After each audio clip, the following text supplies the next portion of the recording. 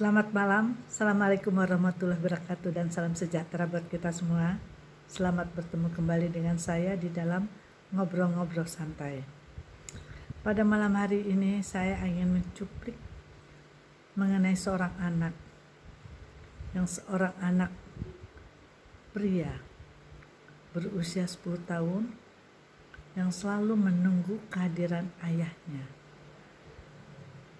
Mengapa kehadiran ayah itu diperlukan oleh anak?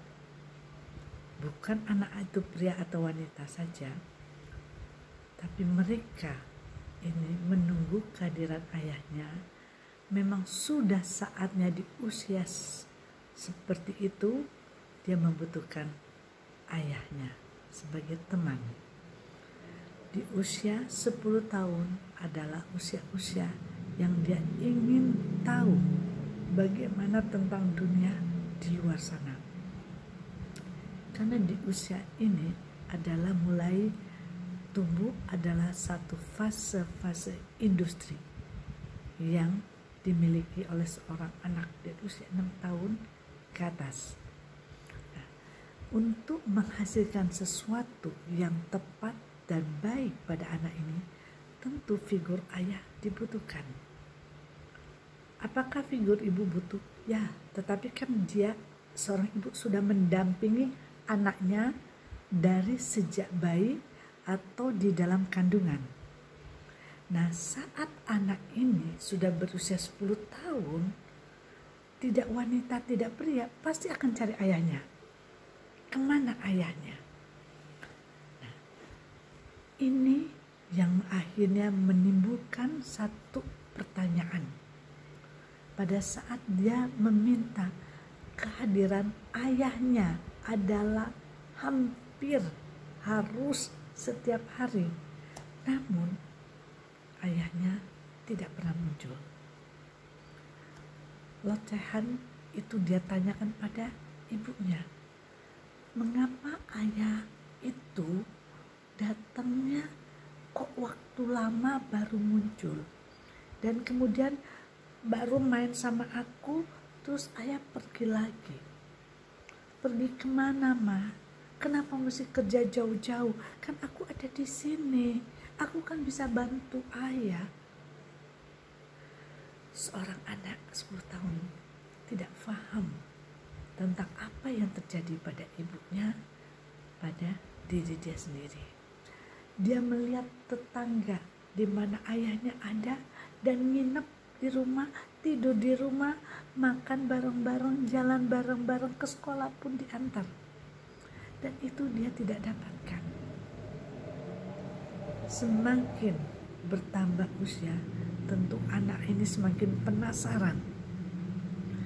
Dan para ibu harus siap menjawab pertanyaan yang lugu dari anak ini.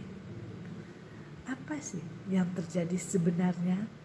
Kalau ada seorang ayah, selain dia bekerja di luar kota atau dia bekerja dapat tugas di luar negeri, selain itu anak ini tidak paham posisi dan kondisi ayahnya. Maka seorang ibu itu hanya bisa menjelaskan bahwa ayahmu kerjanya cukup jauh, jadi paling datang ke sini tidak bisa tiap hari. Tapi Anda bisa bayangkan apa sih yang terjadi pada anak ini dengan memiliki ibu dan dia tidak merasakan kehadiran ayahnya. Dialah seorang ibu yang menikah di bawah tangan. Sehingga dia tidak bisa memaksakan suaminya untuk tinggal setiap hari bersama saya. Dan anak ini tentunya semakin dewasa akan semakin banyak pertanyaan. Tidak perlu tunggu dewasa, dia remaja saat kini aja 10 tahun sudah dia bertanya. Apakah ibu sudah siap menceritakan sesungguhnya yang terjadi pada diri ibu? Agar anak ini bisa paham mengapa ayahnya tidak selalu datang ke rumah.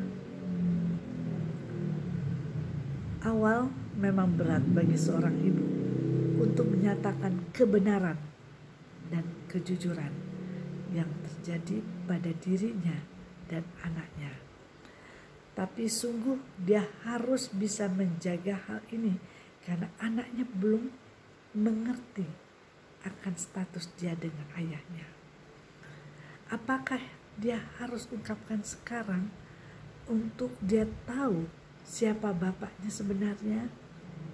Saya rasa mental memang harus dipersiapkan dini, tetapi kembali lagi, apakah anak ini bisa menerima satu kenyataan hidup? Belum tentu.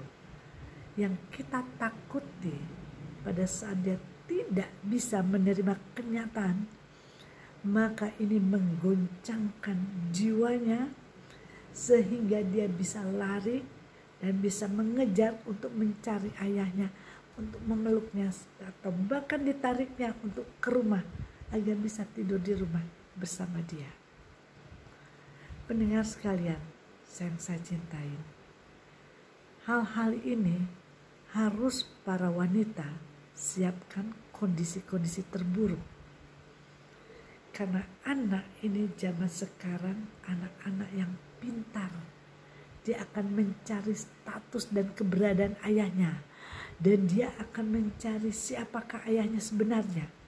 Bekerja di mana dan apa sih yang dikerjakan sampai kok datang ke rumah itu bisa bulanan. Nah, anak-anak yang cerdik, anak-anak yang pandai, dan mereka memang punya hak untuk mendapatkan kejelasan supaya dia bisa tahu dan dia bisa bercerita pada teman-temannya, siapakah ayahku? Tentunya ayah merupakan satu kebahagiaan bagi setiap anak. Idolanya anak-anak pria adalah ayahnya. Kalau ayahnya tidak hadir di dalam kehidupan nyata pada anak ini, apa yang terjadi? Tentu kembali lagi adalah stres.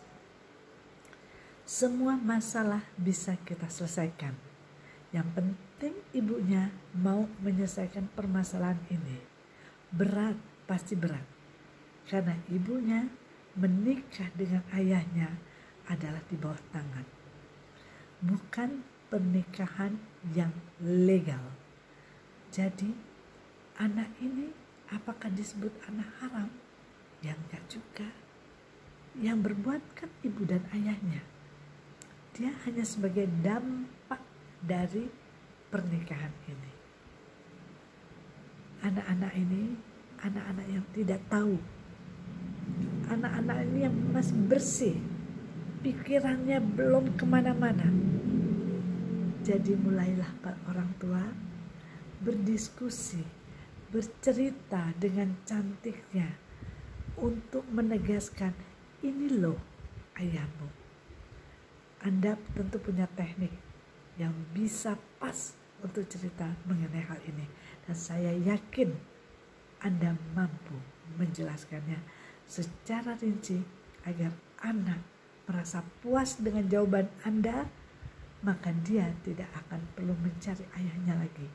Tetapi dia menunggu kehadiran ayahnya dan dia akan lari memeluk ayahnya. Para pendengar sekalian yang saya cintai, ayah adalah idola kita.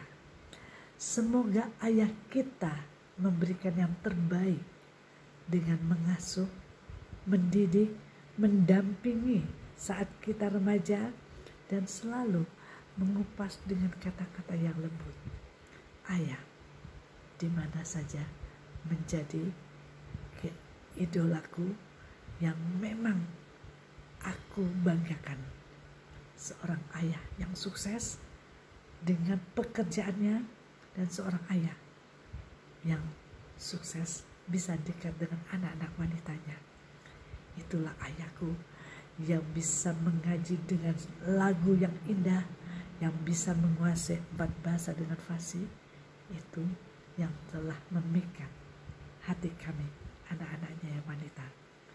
Saya rasa cukup sampai di sini cerita tentang seorang ayah. Betapa baik dan tanggung jawabnya ayah di mata kita.